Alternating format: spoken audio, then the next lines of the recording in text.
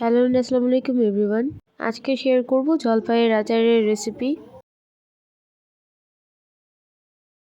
ফার্স্টে এখানে আমি 1 কেজি জলপাই নিয়েছি আর এগুলো এভাবে কেটে নিয়েছি। এখন অ্যাড করব 1.5 কাপ চিনি,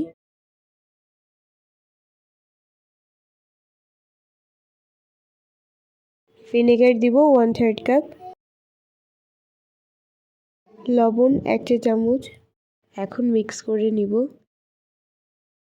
এখন ঢেকে রাখবো 30 মিনিটের জন্য। এদিকে একটা প্যানে কয়েকটা শুকনো মরিচ টেলে নিচ্ছি। একটু টেলে নেওয়া হয়ে গেলে অ্যাড করব 1 টেবিল চামচ 5 ফোড়ন, 1 টেবিল চামচ ধনিয়া, 1 টেবিল চামচ মিষ্টি জিরা আর 1 চা চামচ নর্মাল জিরা। এখন এগুলো টেলে নিব আর টেলে নেওয়া হয়ে গেলে গুঁড়ো করে নিব।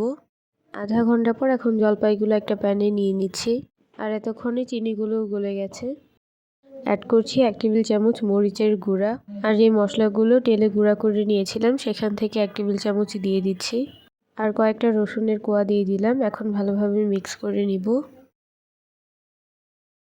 এখন এটা ঢেকে দিচ্ছি আর মাঝে মাঝে ঢাকনাটা খুলে মিক্স করে দিতে হবে। টেলে নেওয়া মশলাগুলো যে গুঁড়া করে নিয়েছিলাম সেখান থেকে এখন 1 টেবিল চামচ দিয়ে দিলাম আর সামান্য পরিমাণে বিট লবণও দিয়ে দিচ্ছি। এখন ভালোভাবে মিক্স করে নিচ্ছি। এখন নামিয়ে নিব।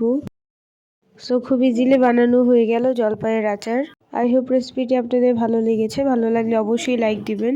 যারা এখনও সাবস্ক্রাইব করেননি তারা প্লিজ সাবস্ক্রাইব করবেন।